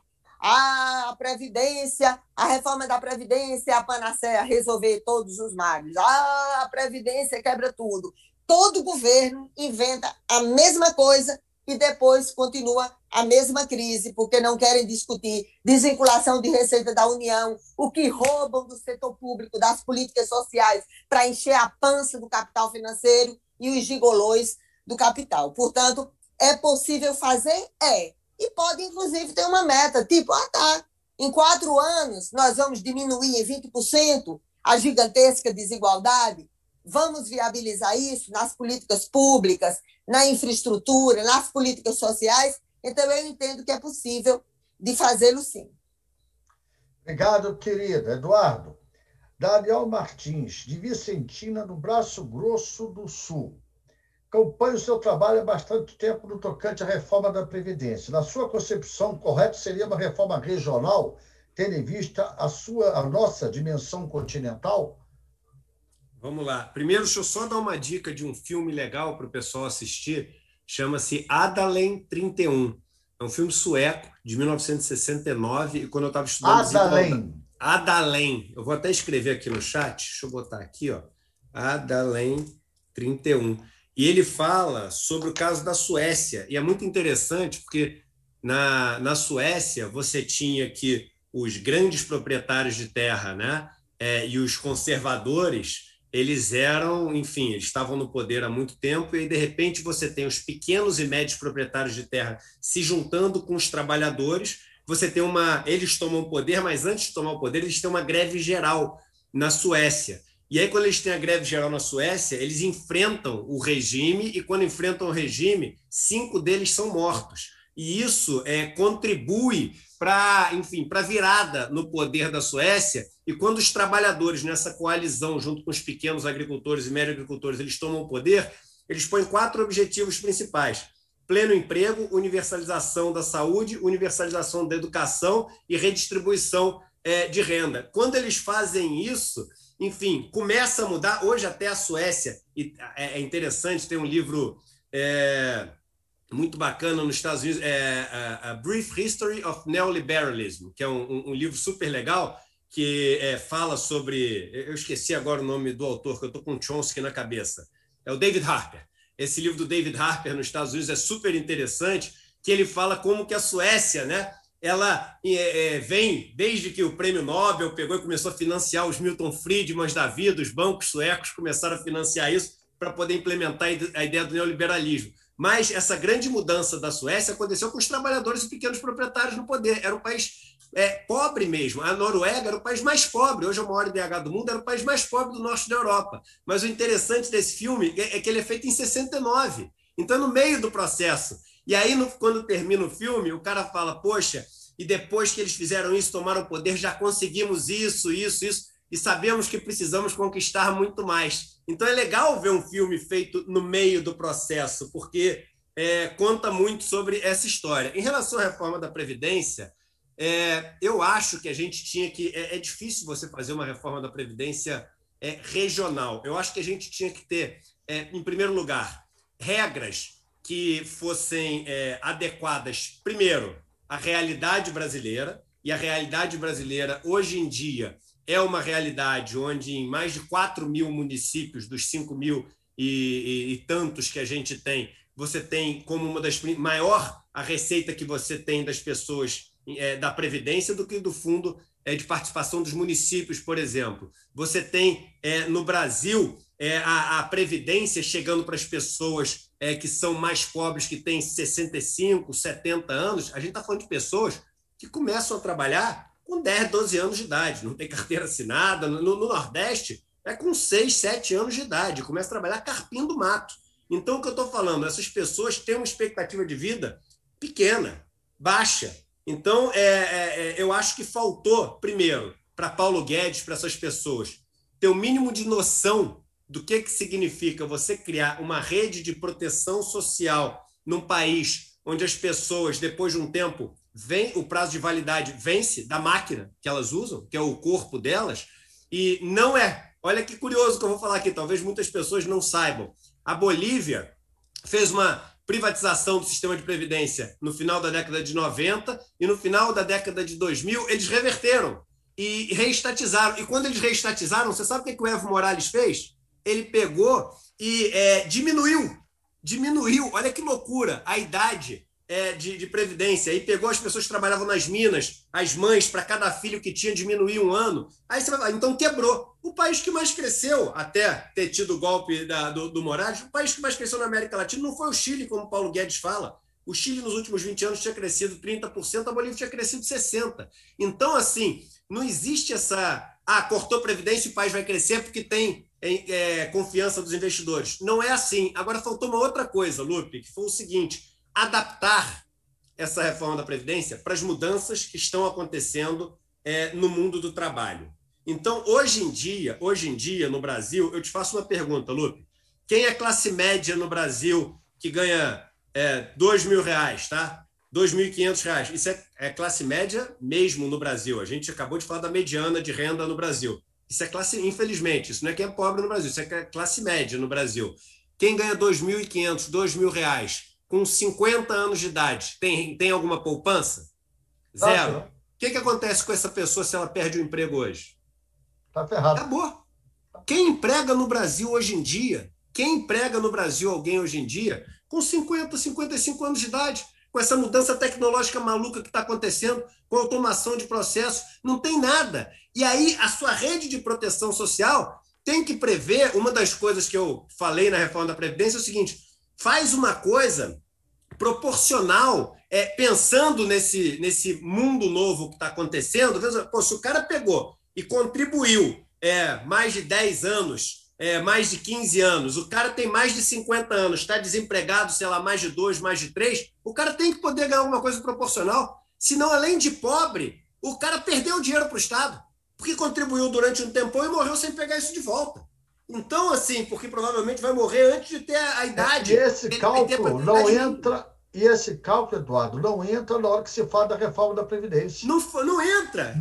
Olha só, gente, pessoas mais pobres, não só elas não se aposentam, como elas contribuíram durante o tempão da Previdência e nunca pegaram de volta. Ou seja, o Estado, e que não é o Estado, quando a gente fala o Estado, a gente tem que entender. Os detentores da dívida pública brasileira, pronto, para deixar bem claro, roubaram dessa pessoa um dinheiro que nunca vai voltar.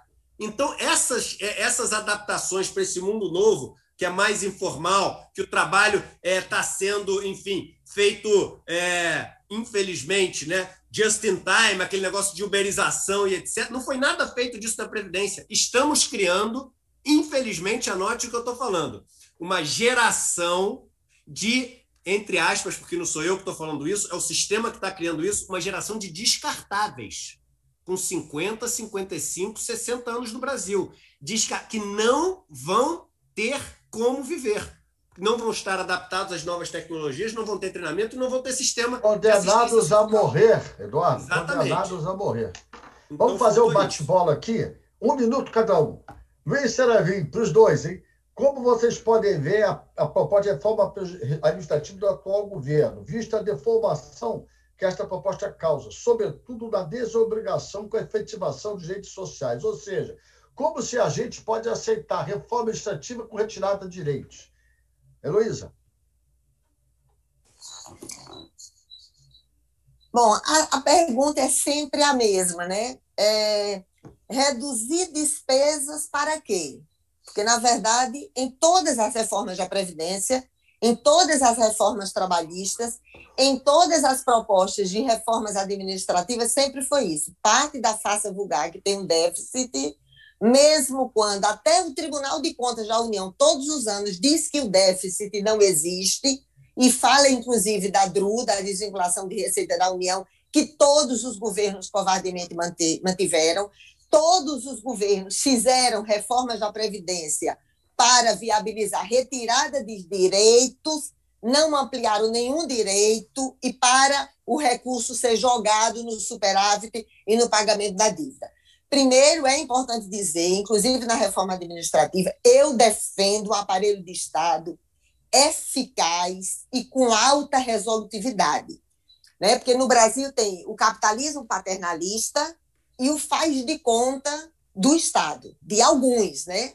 Então, eu defendo que o Estado, e aí eu estou falando do setor público, de uma forma geral, não estou falando nem da amplitude do Estado do ponto de vista do financiamento, dos bancos públicos, dos mecanismos de fiscalização, monitoramento e controle, mas eu defendo que as políticas públicas do Estado brasileiro ele tenha o máximo de eficácia, o máximo de resolutividade, porque é esse Estado eficaz com resolutividade que é a única referência para milhões de pobres no Brasil que dependem do Estado para educação, para tecnologia, seja no campo, seja na cidade, para serviços de saúde, para habitação, saneamento. Portanto, eu defendo eficácia e resolutividade. E isso não pode ser feito com esse modelo de faz de conta, de reforma administrativa, que não prevê nenhum mecanismo de fiscalização, monitoramento e controle para eficácia e resolutividade. Não tem nada disso, é só retirada de direitos para sobrar dinheiro para os gigolôs do capital. É só isso que eles fazem.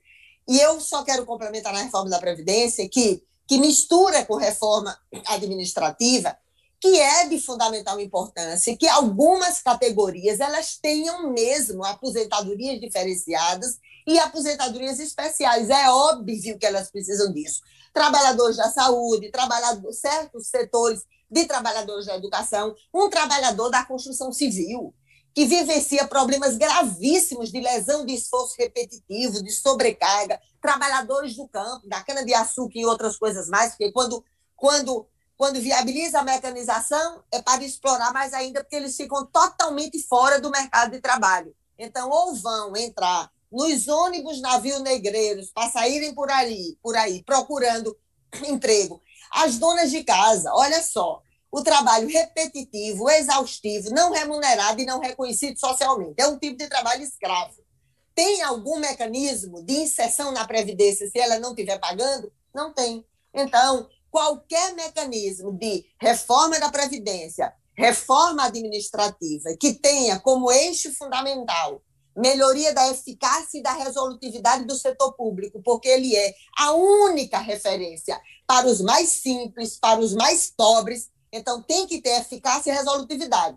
Não pode ter a mesma máxima. É uma mania inconsequente. É sempre isso. Vou fazer reforma disso, daquilo outro. Eu defendo a reforma do Estado, que é parasitado e privatizado por uma minoria. Mas eles não estão fazendo reforma do aparelho do Estado. Eles querem diminuir o recurso, claro, eles querem diminuir o recurso que é disponibilizado para o setor, para o público, para viabilizar os interesses de uma minoria que ganha sem trabalhar. Essa é a realidade. Eduardo, deixa eu bater uma outra bola contigo aqui. O Matheus Ribeiro pergunta: o André Lara Rezende propõe a impressão de dinheiro pelo Banco Central exclusivo para obra de infraestrutura, pois não geraria inflação e garantir o pleno emprego. Isso, de fato, é viável? Vamos lá. A pergunta é boa porque tem uma moda que passou a ter nas pessoas. As pessoas ouviram uma sigla MMT, Modern Money Theory. Imprimir dinheiro. A solução é imprimir dinheiro. Aí você pega um monte de gente falando assim, cara, deixa de ser burra, é só imprimir dinheiro. Porque aí falam 3 frases que a pessoa decorou e a vida não é assim. A vida é um pouco mais complicada do que em 3 frases, né? E qual que é a teoria do Modern Money Theory? Eu não sou um especialista, mas, enfim, eu sei os conceitos gerais. A teoria é o seguinte: o Estado ele tem o poder, né, de recolher uma parcela de riqueza da sociedade. O imposto é isso, é uma imposição do Estado. Por isso até que o nome é imposto. Eu brinco, senão chamava quer ou não quer, né? Já fez seu quer ou não quer de renda? Chama imposto de renda. E aí o Estado ele pode fazer o seguinte: ao invés de recolher o imposto para fazer o investimento, o MMT ele defende que ele pode fazer o contrário. Ele faz o seguinte: olha, eu vou imprimir dinheiro, fazer o investimento e quando isso gerar uma riqueza, eu vou pegar esse dinheiro e vou cobrir esse investimento que eu fiz com esse imposto, mas já com a empresa, com a riqueza gerada. Isso seria para destravar um potencial de riqueza que você tem. Então, a primeira coisa importante, e essa pergunta é de alguém que já, enfim, estudou um pouco sobre esse assunto, dá para ver muito sobre esse assunto, porque se você pegar e imprimir dinheiro, se fosse a solução imprimir dinheiro, constrói 10 casas da moeda, então, e dá dinheiro para todo mundo. Vai ter que comer nota de 20 no café da manhã, vai ter que jantar uma nota de 50 reais, e não é assim que funciona, né? Segundo, se você pegar e imprimir um monte de dinheiro, e pegar esse monte de dinheiro que você imprimiu e fazer cair na mão dos rentistas, do pessoal que tem muito dinheiro, não adianta nada. Você investir em obra de infraestrutura, aí é o seguinte, aí é muito mais eficaz, mas não é só investir em obra de infraestrutura. Como é que vai ser? Como é que você sempre é uma empresa, enfim, são grandes construtoras que os donos da empresa vão ficar com 90% do lucro, 10% vai ser rebatido para todo mundo para ganhar um salário mínimo, ou você vai ter um programa que, ao investir isso, você vai tentar contratar mão de obra nas comunidades, você vai tentar comprar os serviços da comunidade, comprar as chamadas os materiais da comunidade sociais, não é isso, Eduardo? Isso, as chamadas contrapartidas sociais. Tem outro negócio legal para estudar, chama Community Wealth Building, é um conceito da esquerda londrina, principalmente, porque olha só, Lupe, vamos supor, você pega uma cidade pequena, tá? De São Paulo, olha a diferença que faz. E aí você tem que construir uma estrada, é uma obra de infraestrutura, você construir uma estrada. E aí você custa 10 milhões de reais a obra. Olha como o que eu estou falando parece às vezes que está divagando, mas não, é super prático. Você pô 10 milhões de reais aquele trechinho, é muito mais, só para dar um número aqui qualquer. Você pega esses 10 milhões de reais, contrata uma empresa que o dono é aqui da Faria Lima, o cara pega 10 milhões de reais, chegam na cidade, paga para a empresa, vai tudo parar na Faria Lima, vai tudo parar no Bradesco, vai tudo parar na dívida pública e não mudou nada. Agora você pega a mesma estrada, às vezes, em vez de custar 10 milhões, vamos supor que ela custe 12. E aí os neoliberais vão falar, é um absurdo, bota a competição. Vamos supor que ela custe 12, mas vamos supor que dos 12, 9 fiquem na cidade. Ficou mais caro porque você contratou pessoas. Você transforma a cidade inteira. No outro, você vai gastar 10 milhões, vai ter uma estrada, não vai ter um carro para andar na cidade, que ninguém na cidade tem dinheiro para comprar carro. Quando você pega e faz na cidade, a estrada custou R$2 a mais, mas todo mundo tem carro para usar a cidade. Para usar a estrada, perdão. Então, é muito importante... Deixa eu só te acrescentar, me permite, Eduardo, só claro. Uma coisa simples, e dentro dessa linha de raciocínio que eu vivenciei. Nós construímos aqui no Rio de Janeiro 503 CIEPs, né? As Isso. escolas padrões, chamadas brisolões. Cada CIEP atendia em média de 800 a 1.000 crianças. O que o velho Brizola fez? Eu ajudei na coordenação dos primeiros lá da Zona Oeste. Ele obrigou a que cada diretor de escola comprasse os produtos perecíveis no comércio local. Tá vendo? Carne, frango, alface, batata, cebola, tudo no comércio local. E só Porque o Estado é o maior comprador, claro. O Estado é o maior comprador para a escola, para a saúde e tudo. E você descentralizando, amor, você está incentivando o local, o dinheiro fica na região, como ele está dando o exemplo da estrada, é a mesma coisa, só quis aqui da minha maneira pequena ilustrar. Gênio Brizola, é isso aí. Deixa eu voltar aqui, porque a gente já chegando aqui, ó, 9h20, eu prometi a você liberar 9h30, mas mais 5 minutinhos, só não está doendo muito, é rápido. Eu quis só 2 perguntinhas para a gente arrumar aqui, depois eu tenho alguns comentários. Natália Pires, para os dois, 35% dos mestres e 25% dos doutores do Brasil estão desempregados, segundo os dados do MCTIC. Como mudar essa triste realidade com políticas públicas? Olha como é grave, hein? 35% dos mestres e 25% dos doutores do Brasil estão desempregados, fora aqueles que estão indo embora. Cientistas não estão indo embora do Brasil. E aí, tem solução, minha querida senadora Luiz Helena? Bom, eu acho que tem. Eu acho que se você tem quadros qualificados, se eles vão embora, é porque eles não são utilizados no Brasil, ou não são respeitados, ou não são reconhecidos, seja do ponto de vista salarial, seja do ponto de vista das ferramentas que são necessárias para você viabilizar isso. Eu, sinceramente, repito, não é uma questão de fé. Eu acredito que esses quadros técnicos do Brasil, extremamente qualificados, eles podem ser utilizados no setor público, na saúde, na educação, na infraestrutura, na dinamização econômica no campo e na cidade, na produção de conhecimento, na produção de tecnologia. É possível. Agora precisa de governo. E governo que se predisponha a fazer política de Estado e não para fazer ações, né, de governo vinculadas apenas àquela experiência de partido A ou de partido B, e isso não vira política de Estado. Então, eu acredito que é possível. Vocês vivenciaram, né, até pela forma genial de Brizola, Darcy Ribeiro, né, tiveram aquela visão genial em relação a isso, em relação à educação, mas em todas as áreas, no campo ou na cidade, todos esses quadros que foram qualificados pelo setor público, pagos com dinheiro público, especialmente das pessoas mais simples, e essas pessoas nem eles vivenciam as ferramentas do setor público para disponibilizar esse conhecimento e gerar mais conhecimento e mais inovação tecnológica a ser consumida por todos, nem fazem isso, então nem forma mais pessoal qualificado, nem utiliza aqueles que com o dinheiro público foram financiados para a produção de conhecimento e a qualificação de mão de obra no Brasil. Então, para fazer isso tem que ter governo. Agora, não significa, né, um governo de faz de conta, de palavras gastas e vazias, de fazer de conta que faz como se fosse só experiências de um governo A ou de um governo B. Fazer disso política de Estado, eu entendo que é absolutamente possível de fazer.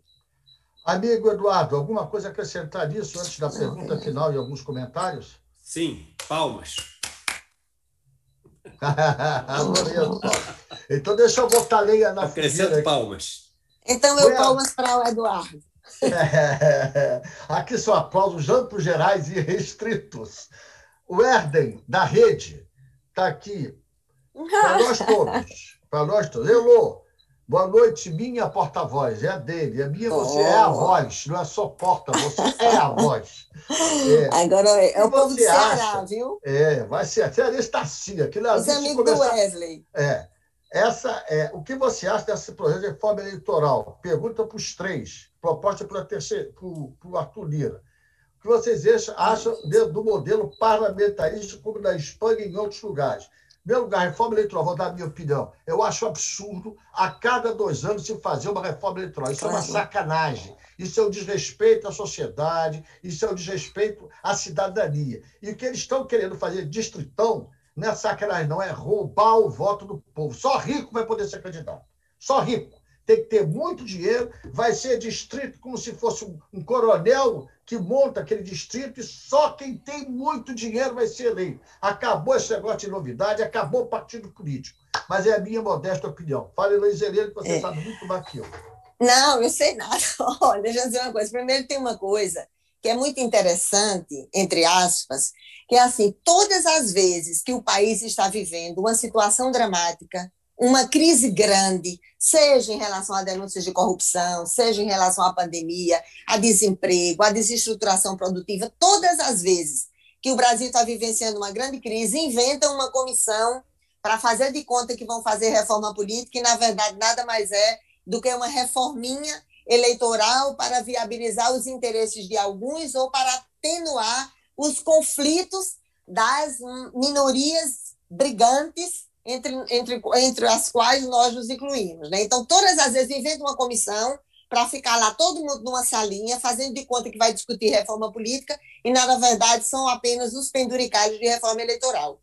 E esses votos, né, que muitas vezes até iludem a população, porque pessoas generosas até dizem, tá, mas talvez fosse possível que fizesse esses votos distritais, porque as pessoas ficariam mais perto como fiscalização, monitoramento e controle dos seus eleitos. E esquecem essas pessoas que no Brasil já tem isso. As velhas capitanias hereditárias, elas estão distribuídas em todas as cidades, no Nordeste, no Rio, em São Paulo, basta ver os resultados eleitorais, onde cada um tem os seus pequenos territórios. Então, fazer isso nada mais será do que legitimar os currais eleitorais, independente do nome que a eles sejam dados, porque a reforma política seria mexer no coração do sistema, na engrenagem, e isso não vai ser feito. Então, inventam reformas eleitorais simplesmente para isso. É até uma tristeza, mas a gente vai ter até, né, nós, dos chamados pequenos partidos, estamos tentando resistir, montar um conjunto de propostas consideradas mínimas, que já é horrível o nome disso, mas para viabilizar, pelo menos, que a gente não viva na profunda clandestinidade. Nós que não temos acesso ao horário eleitoral nem ao horário político, que para nós é até muito mais grave do que o acesso ao fundo partidário, o pior para a gente é essa clandestinidade de não ter acesso ao horário eleitoral e ao horário político. Então, não tem reforma política sendo discutida, tem os penduricalhos da reforma eleitoral, sempre na perspectiva de que as grandes estruturas partidárias, que muitas vezes representam as grandes corporações, para que eles se mantenham e se elejam com mais facilidade. Infelizmente, essas figuras políticas no Congresso Nacional que comandam isso, infelizmente, elas são sempre alimentadas por muitos governos do Brasil. Por isso que chegaram onde chegaram. Amigo Eduardo, o que você acha? Aí eu me coloco mais como um ouvinte, né? Porque, poxa, eu dar alguma opinião sobre o modelo político com o Lupe e Heloísa Helena aqui no debate, só se eu for muito bobo, né? Então eu fico aqui para Você é muito inteligente, rapaz. Eduardo, mas essa lógica deles não tem entendido da política que dizem. Não, e outra coisa que eu li outro dia, assim, que os países que têm esse sistema, são meia dúzia de países e países que têm tudo longe de democracia, que você puder imaginar, quase todos eles. Então, assim, a experiência internacional é horrorosa para esse modelo. Claro, né? Então, esse foi o que eu li. E outra coisa, assim, se quisessem um avanço, por que não estabelecem as chamadas listas da sociedade? A minha militância é uma militância vinculada à estrutura partidária, né? Então, a minha formação de esquerda é assim. Mas por que nós estamos no ano 2021? Por que não pode se estabelecer, se realmente quer democratizar as instâncias de decisão política, os espaços de poder, que as pessoas possam estar lá sem necessariamente se submeter às burocracias partidárias? Eu vou estar sempre na construção das estruturas partidárias, mas tem outros setores das chamadas forças vivas da sociedade que defendem as suas organizações e que podem estar também sendo representadas nas instâncias de decisão política, que são as chamadas listas da sociedade. Então, isso até seria uma inovação, mas os penduricários que eles estão tratando são uma brincadeira, né? Deixa eu pedir só a gentileza para o Luiz Eduardo. Quero dar uma passada final, além de agradecer vocês depois da palavra final, mas até para agradar minha garotada, deixa eu apresentar eles para vocês e pedir para cada um dar uma palavrinha. Bruna, nossa diretora do Núcleo de Base. Bruna, fale o que você quer falar, é teu. Quem fez todo esse ciclo de debate foram vocês. Eu aqui só um apresentador do dia. Fala, Bruna. Boa noite, presidente Lupe. Boa noite aos nossos convidados, Luiz Helena e Eduardo. Fechamos realmente com chave de ouro esse nosso ciclo. Para a gente é um orgulho ter vocês aqui nos prestigiando. Eu queria, então, para ser rápida, né? O pessoal já está ansioso, já perdeu o Ciro hoje dando entrevista ao mesmo tempo, todo mundo dividido reclamando da agenda, que estava essa competição extra dessa programação. Então, para ser bem rápida, como o presidente Lupe anunciou, eu sou a diretora de núcleos de base aqui na Fundação Leonel Brizola, e eu queria abrir, eu sei que a gente tem gente do Brasil inteiro hoje nos assistindo, mas especialmente para quem é daqui do estado do Rio, eu vou colocar um link no bate-papo, para quem tiver interesse em integrar ou fundar um novo núcleo, que assim, vocês, é um link super rápido, um formulário rapidinho, só para a gente pegar o contato de vocês, que eu vou dar sequência aí ao longo da semana, para encaixar vocês em algum núcleo ou ajudar a estruturar um novo, porque a ideia é a gente difundir a palavra do trabalhismo, né, organizar os nossos vizinhos, os nossos colegas e articular as pautas em que a gente já está inserido com as ideias trabalhistas. Então, eu vou postar isso agora no bate-papo. Fiquem à vontade também para espalhar para outras pessoas que vocês conheçam daqui do Rio. E quem não for do Rio, cutuquem as fundações lá na Brizola. Tá certo. Minha musa inspiradora, Luana, diretora dos movimentos. Fala, Joana. Linda Luana. E aí, presidente, é muito generoso. Boa noite. Eu sou a Luana Mota, diretora de movimentos sociais aqui da Fundação Leonel Brizola Alberto Pasqualini, do Rio. E assim, eu estou muito feliz. Esse debate foi uma coisa doida, dá vontade de trazer vocês aqui para casa, né? Porque São Gonçalo é um pouquinho melhor. Não dá vontade de terminar nunca mais. E, assim, é uma alegria gigantesca a gente estar diante da terceira mulher mais votada da história do Brasil e que trouxe muita qualidade, que agregou muito no debate. É uma história de luta, é muito conhecimento de Brasil, né? Hoje a gente pode ter aqui todas as armas suficientes daquilo que a gente precisa para mudar o nosso país. E, Eduardo, você pontuou muito bem que a sua fala se complementa com a da Heloísa, com a fala do Lupe. A gente não pode cair nesse erro de mudança de uma estética para outra, que outra coisa que o outro é feio, o outro é vermelho, o outro é azul, e assim o povo continua sofrendo. Vamos atacar na estrutura, a gente tem qualidade para isso. Militância, bora pegar um gás, vamos conversar, vamos de direct, vamos mobilizar, e os amiguinhos da rede aqui, sustentabilidade também, vão conversar, que a gente está tudo junto. Obrigado, Luana, querida. Léo, fala, Léo. Boa noite. Você consegue me ouvir? Claro, sim, diretor de projeto, sim. Eu vou ser breve, não tenho muito o que falar, só agradecer mesmo. Quero agradecer a todo mundo que acompanhou essas 6 aulas do curso, acho que foi muito edificante, foram debates muito profícuos, e quero agradecer aí a presença do Eduardo. Eu acho que o Eduardo cumpre um papel muito importante, porque ele usa a sua influência digital para falar de política, de economia, de assuntos realmente relevantes. Se a gente tivesse mais influenciadores digitais como o Eduardo, eu acho que o Brasil estaria muito melhor. E quero também agradecer a Heloísa por toda a sua trajetória pessoal, uma candidata à presidência da República. Eu lembro, eu criança, vendo a Heloísa nos debates, na época junto com o Cristóvão, que era o nosso candidato do PDT, e eu lembro muito bem disso. E estender esse agradecimento a todo mundo da rede, a Marina Silva, que é uma figura tão importante, tão querida, né, e tão importante para a gente. É isso aí, muito obrigado.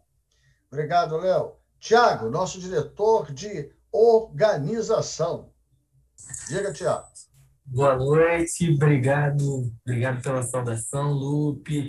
Quero agradecer muito a presença da Luiz Helena e, nesse sentido, faço aqui as minhas palavras também no que o Léo acabou de falar. Eu talvez era um pouquinho mais velho que você, Léo, mas me lembro muito bem daquela eleição de 2006, e acho que tanto o PDT como, na época, né, ela candidata pelo PSOL, representaram um papel muito importante naquele contexto político, né, de crítica a um governo naquela ocasião que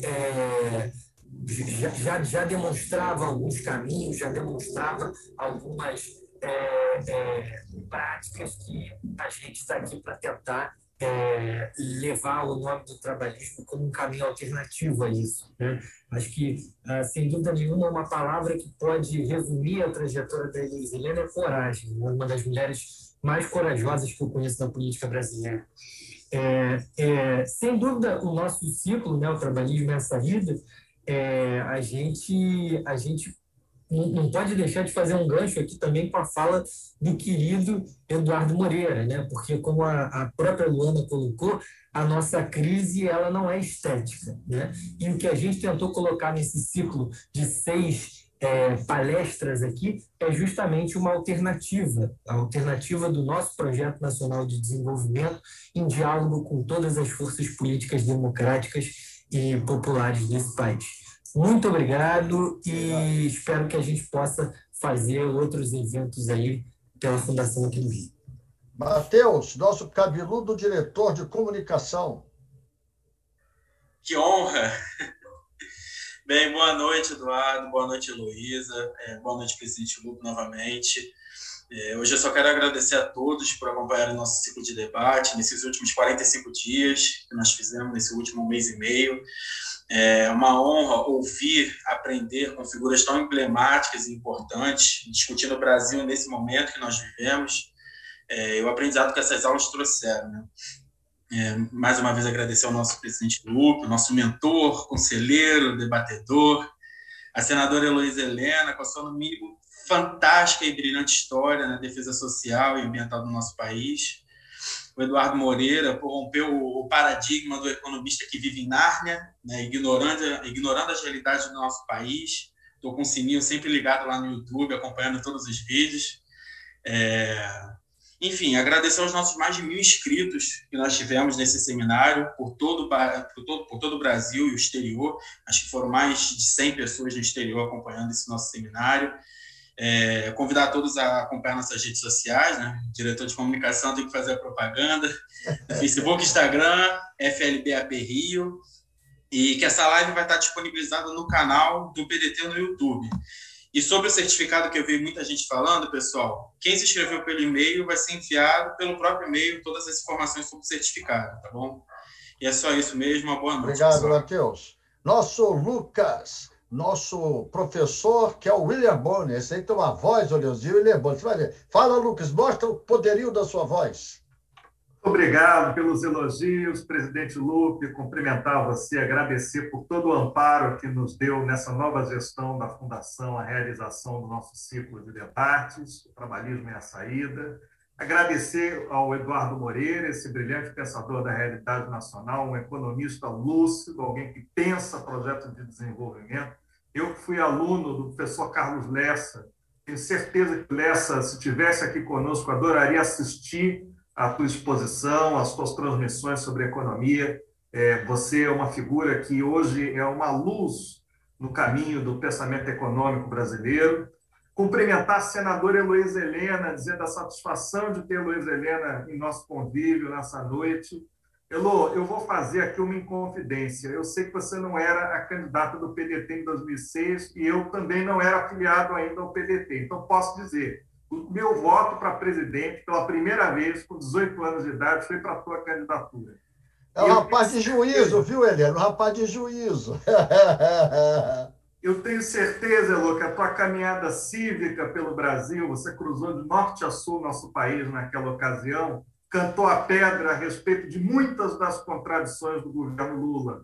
O governo Lula teve ilhas de excelência, Lupe no Ministério do Trabalho, Marina Silva no Ministério do Meio Ambiente, mas a política econômica serviu exatamente a quem você sempre denunciou. Parabéns por ter cantado a pedra 15 anos atrás.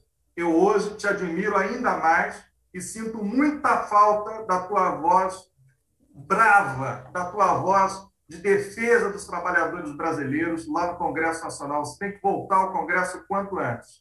Muito obrigado por tudo que você fez pela minha geração e a você que nos acompanhou. No mês de agosto, nós teremos os 60 anos da campanha da legalidade e estaremos celebrando aqui em transmissões da Fundação essa data tão importante para a defesa da nossa democracia. Obrigado, pessoal. Obrigado, Lucas. Vamos ouvir o nosso mascote, doutor Pedro Porto. Veio direto do Ceará para o Rio e nunca mais vai embora, que ele se apaixonou pelo Rio. Pedrinho, fala essa voz trabalhadora, amigo, leal. Diga, Pedrinho. Boa noite. Mais um cearense aí, hein? Presidente Heloísa, Eduardo, aqui comentando com vocês. Eu fico muito feliz de ver vários cearenses aparecendo aí pelo chat. E, gente, no mais, queria agradecer muito pela presença de vocês, agradecer ao senhor presidente pela oportunidade que está nos dando da gente fazer essa construção. Para a gente que é jovem, tem que se provar 3, 4 vezes mais, ainda mais nesse ambiente de política, vocês sabem disso melhor do que eu. Então, a oportunidade do trabalho é melhor do que o reconhecimento até, porque ela é fruto do que é mostrado, e não de outra coisa. Então, muito obrigado ao senhor e muito obrigado a todos que estiveram, como o Lucas falou, em todas essas participações aqui. Isso é para todos nós. E eu, particularmente, saio mexido, porque diante da polarização que tenta simplificar... é bem cearês, hein, Luísa? Mexido. Sai mexido, porque diante dessa polarização que tenta simplificar quase tudo, a gente tem esse ciclo de seminários, não só resgatando o trabalhismo, de por que ele fez tanto pelo Brasil e de por que ele é a saída dessa crise que a gente está vivendo, tenta colocar um pouquinho de esperança, né? Um pouquinho de sonho de pensar Brasil. E 3 figuras aqui, o ministro que mais fez emprego formal na história do Brasil, a ilustre presença da Heloísa, o Eduardo, que eu sou suspeito para falar, que a gente esteve em 2019 em São Paulo com o Mundo Secreto das Finanças, Eduardo, numa formação tua, e você consegue passar uma sensibilidade para a economia que emocionou. Eu queria aproveitar, presidente, já que eu sou o último aí, não é para fazer uma pergunta, não. Pontualmente, aproveitando a presença do presidente Lupe, Heloísa e Eduardo, se vocês tivessem um tema que achariam importante acrescentar no debate do dever da esperança, do Projeto Nacional de Desenvolvimento, do potencial programa de governo aí para frente do PDT, o que vocês acham que era importante acrescentar no debate que o Ciro já vem fazendo, que o PDT já vem fazendo e que o presidente Lupe já vem fazendo? Seja para agora na palavra final, tá? Show. Agora eu quero primeiro agradecer, sinceramente, Heloísa, é sempre bom estar contigo. Você irradia luz, você irradia simplicidade, coragem, né? Eu sou filho e neto de nordestina, então eu sei como é difícil para vocês sobreviverem, como é difícil resistir, como é difícil suportar machismo, como é difícil ter a voz ouvida. Então, eu tenho muito orgulho e me sinto um homem melhor hoje por ter te ouvido durante esses minutos aí. Muito obrigado pela tua presença, querida. Palavras finais para você. Bom, eu só quero agradecer profundamente, né, a vocês pela generosidade democrática do convite. Lupe, te ligo na quinta para a gente retomar aquele assunto. Agradecer muito ao Eduardo, né, parabenizar ele, né, toda a luta de resistência que ele tem feito, abraçar, né, de forma muito carinhosa a juventude que disse que me acompanhou quando ainda era criança ou adolescente. Eu acho muito lindo isso, viu? Uma vez uma amiga minha disse assim, você não devia gostar disso, porque é sinal que você está velha. Aí eu disse assim, pois é, meu amor, mas cheguei até aqui sem assinar a rendição da covardia. E é por isso que eu acho muito lindo quando eu vejo aqueles que foram crianças e adolescentes e que acompanharam a minha trajetória e que hoje são valentes guerreiros no campo de batalha, né? Então, portanto, que a espada, né? Que a coragem seja a espada de vocês, que a esperança seja o escudo e que todos nós, coletivamente, sejamos os arqueiros das flechas de prata. Se não é a bala de prata, viu, Eduardo? Mas é a flecha de prata botar estaca no coração desses vampiros que estão por aí, né? Então, eu agradeço muito, profundamente. Depois eu vou mandar, né, abraçar a Bruna, Luana, Léo, Tiago, Matheus, Lucas, Pedro e todas e todos. Depois eu posso passar os 18 eixos estratégicos da construção do Brasil sustentável, que nós estamos atualizando, e tomara a gente consiga, né, construir conjuntamente um programa de mudanças estruturais profundas para que este país possa um dia ser a grande pátria, que ainda não é, mas que um dia será, independente do nome que a ela ideologicamente possamos classificar. Um beijão para todos e muito obrigada. Obrigado.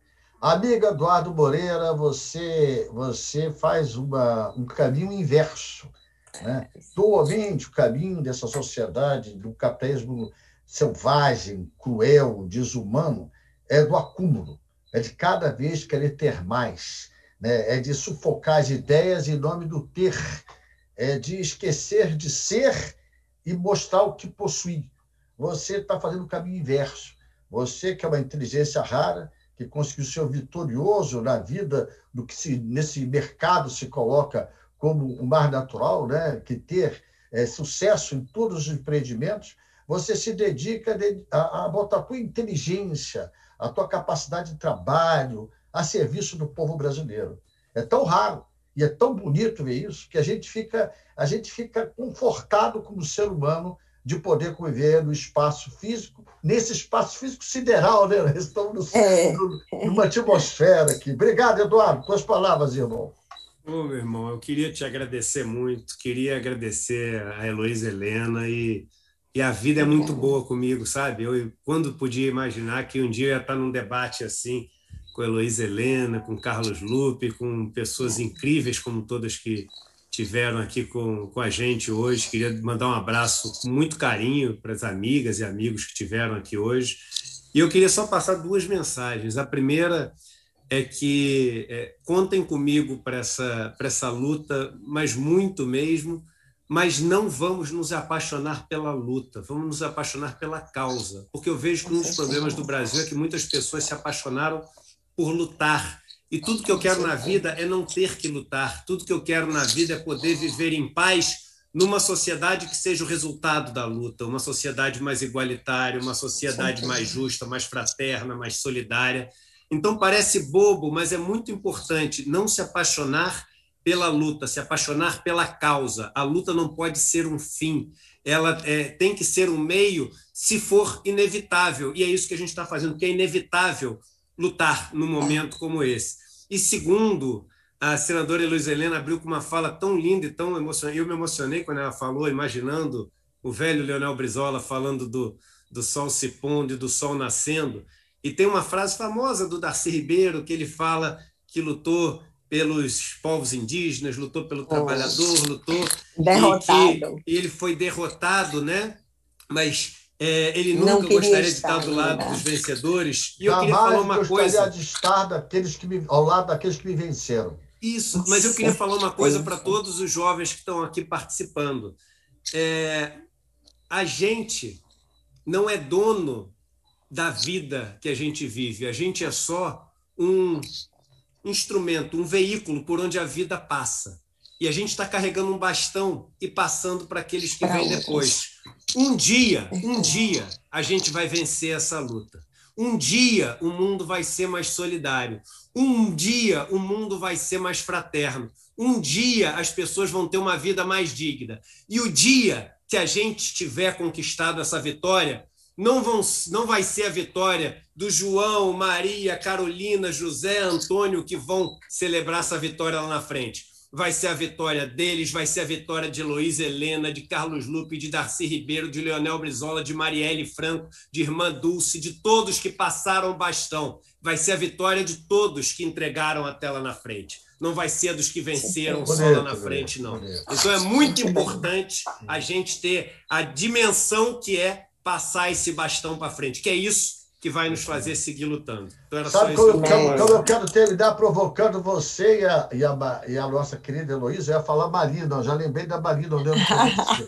Eu quero terminar assim. Brava gente brasileira, longe vai temo servir, ou ficar a pátria livre, ou morrer pelo Brasil. Ou ficar a pátria livre, ou morrer pelo Brasil. E aqui estão os filhos e filhas que não fogem da luta e que, mesmo com muitas cicatrizes dos campos de batalha, olham para as cicatrizes como tributos sagrados dos que não se venderam e não se renderam. E eu acredito mesmo nisso que você disse, viu, Eduardo? Um dia será, sim, uma pátria-mãe justa, igualitária e fraterna. E mesmo que com esses corpos lá não estejamos, mas que possamos ter a convicção que dedicamos todos os momentos das nossas vidas para que outras gerações possam vivenciar esse mundo. De preferência o mais rápido possível. Né? De preferência o mais rápido possível. Heloísa, nós somos a resistência. Vamos resistir. Nós somos a resistência, Eduardo. Obrigado, gente. Parabéns a vocês. Obrigado. Beijão. Obrigado.